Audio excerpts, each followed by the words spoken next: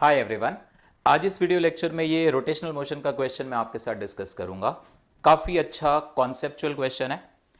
आप क्वेश्चन को पहले आराम से पढ़ लो, पूरा दिमाग लगाओ। पाथफाइंडर बुक का ये क्वेश्चन है, जेई एडवांस लेवल का है। अच्छे से इस क्वेश्चन पे अपना दिमाग लगाओ एंड देन डिस्कस करेंगे, ठीक है। मैं थोड़ा समझा भी देता हूं, आप पढ़ भी लेना। ये एक सॉलिड स्फीयर अपनी इस वर्टिकल एक्सिस के अबाउट ओमेगा एंगुलर वेलोसिटी से घूम रहा था। हमने इसको एक प्लेट के ऊपर रखा। उस प्लेट में एक होल है। सेंटर ऑफ स्फेयर और सेंटर ऑफ होल एक ही लाइन में है। तो जब इस स्फेयर को इस होल पे रखा तो ऑफ कोर्स ये स्फेयर ड्यू टू फ्रिक्शन थोड़ी देर में रुक जाएगा।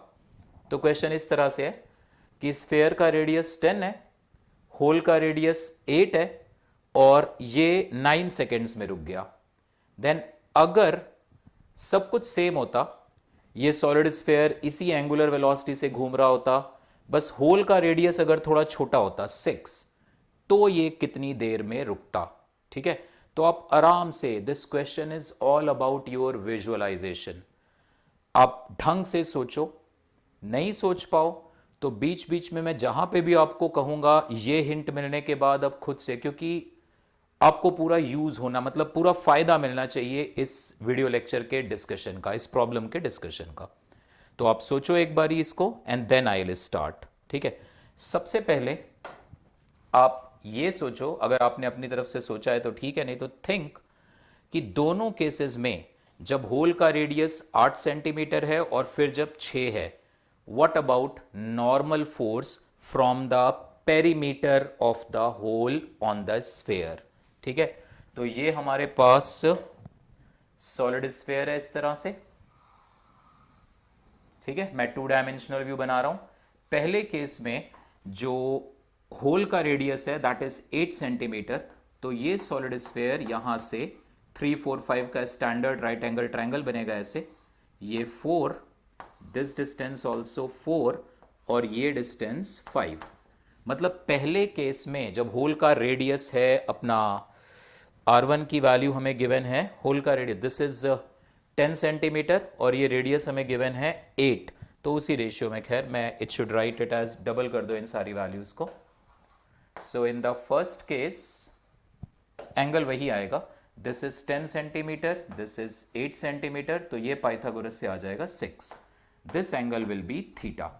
तो in the first case sphere का इतना हिस्सा होल से नीचे चला जाएगा, ठीक है। तो ये जो स्फेयर है, इस स्फेयर के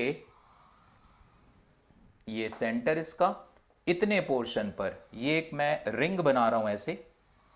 दिस इज दैट पार्ट जहां पे सॉलिड स्फेयर उस प्लेट के पेरीमीटर को टच कर रहा होगा और फ्रिक्शन यहीं जनरेट होगा, ठीक है।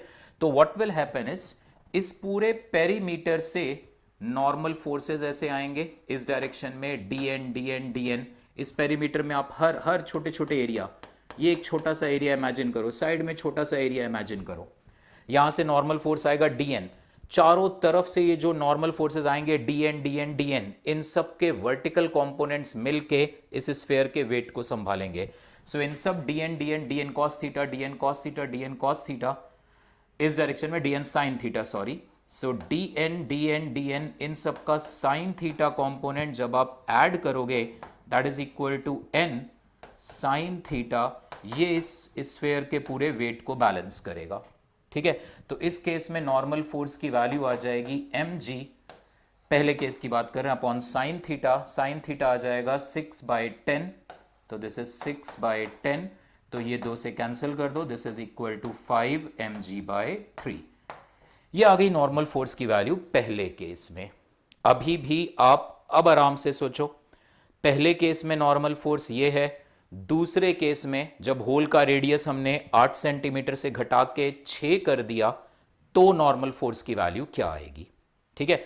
अब इसके बाद ये बेसिक था क्वेश्चन, इसी में मैं जेई मेन का एक सिंपल क्वेश्चन भी बना के दे सकता था कि दोनों केसेस में नॉर्मल फोर्स का रेशियो बताओ, ठीक है। तो दूसरे केस में ये 8 हो जाएगा, ये 6 हो जाएगा। अब दूसरे केस में normal force, let me call it as n1, निकाल सकते हो। अब असली कॉन्सेप्ट आने जा रहा है। आप सोचो, इस स्फेयर को कौन रोक रहा है? Naturally friction. ये जो हर छोटे छोटे एलिमेंट से नॉर्मल फोर्स आ रहा था dn इस तरह से, जब ये स्फीयर ऐसे घूमेगा तो इस पेरीमीटर पर फ्रिक्शन फोर्स उल्टे डायरेक्शन में लगेगा। हर इस छोटे से एरिया पर फ्रिक्शनल फोर्स, अगर ये स्फीयर अपने इस वर्टिकल एक्सिस के अबाउट ऐसे घूम रहा है तो फ्रिक्शन फोर्स टेंजेंशियली ऐसे लगेंगे हर एलिमेंट पर म्यू डीएन, हर एलिमेंट पर म्यू डीएन इस तरह से फ्रिक्शन फोर्सेस लगेंगे। तो यहां पे इस छोटे से एलिमेंट पे फ्रिक्शनल फोर्स आएगा म्यू डीएन। इसी फ्रिक्शन फोर्स की वजह से ये सॉलिड स्फीयर रुक रहा है।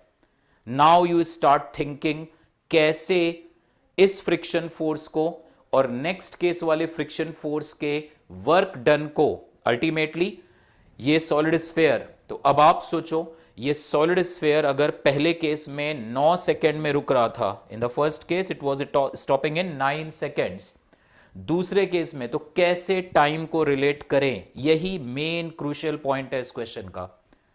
आप आराम से सोचो इस कॉन्सेप्ट को, अब मैं बताने जा रहा हूं।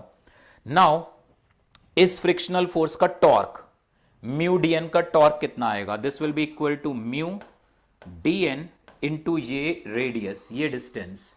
ध्यान से समझना, ये वर्टिकल एक्सिस है, यहां पे वो पेरीमीटर है रिंग का, वो प्लेट के होल का पेरीमीटर, हर जगह पे म्यू डीएन ऐसे, तो this mu DN into this radial distance which is 8, ये इसे फ्रिक्शनल टॉर्क देगा म्यू डीएन इंटू आर। इन सबको ऐड करोगे तो 8 सेंटीमीटर है ये, तो डीएन ऐड होके ये टोटल टॉर्क आ जाएगा mu N into 8। And now I am going to use that this mu N into 8, this is torque, this is equal to rate of change of angular momentum of this sphere। ये main concept है इस question का।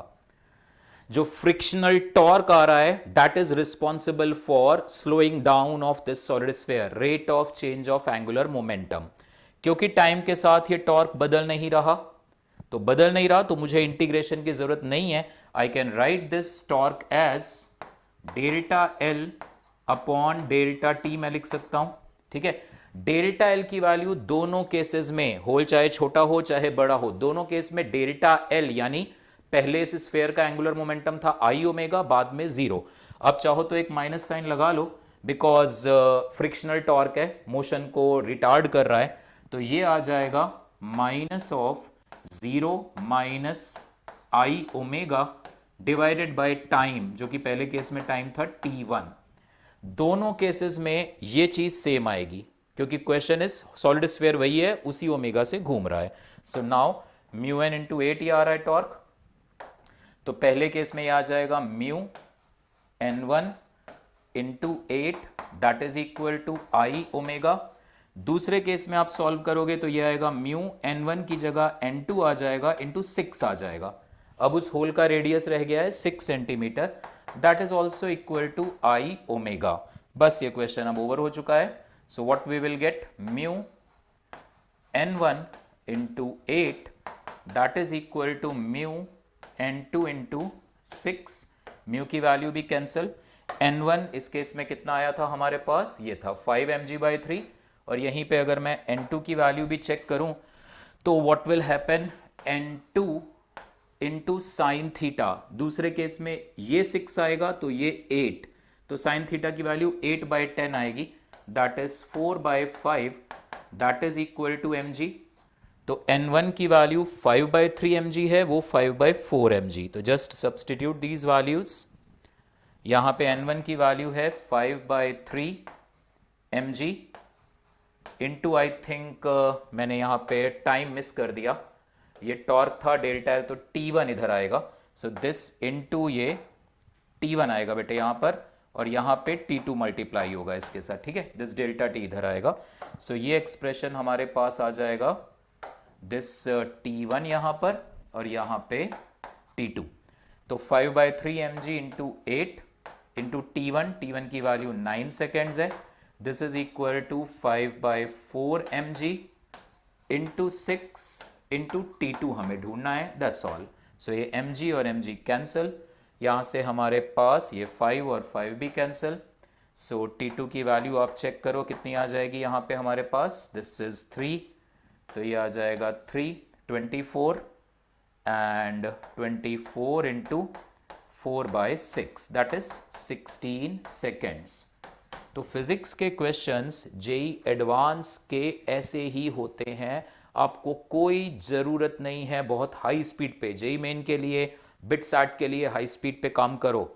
JEE advance के questions तो आप आराम से सोचो कि यार मोशन को इमेजिन करो, आप इस क्वेश्चन में सोचते वो मोशन कैसा हो रहा है, वो फ्रिक्शनल, वो कॉन्सेप्ट कोशिश करो रिकॉल करने की। जैसे one of my very good student when he was solving it, वो ना हाफ आई ओमेगा स्क्वायर ले रहा था, वो फ्रिक्शनल फोर्स का वर्क डन निकालने की कोशिश कर रहा था। आप भी 2 मिनट के लिए जरा उधर जाना, फ्रिक्शनल फोर्स का वर्क डन, तो वो फंस रहा था बार बार, वो टॉर्क इक्वल टू DL/dt उसके दिमाग में आ ही नहीं रहा था। सो वही बात होती है कि कॉन्सेप्ट स्ट्राइक, और वो आता है अच्छी खासी प्रैक्टिस से। So solve as many questions as you can. We also keep on discussing such type of good questions. Thank you.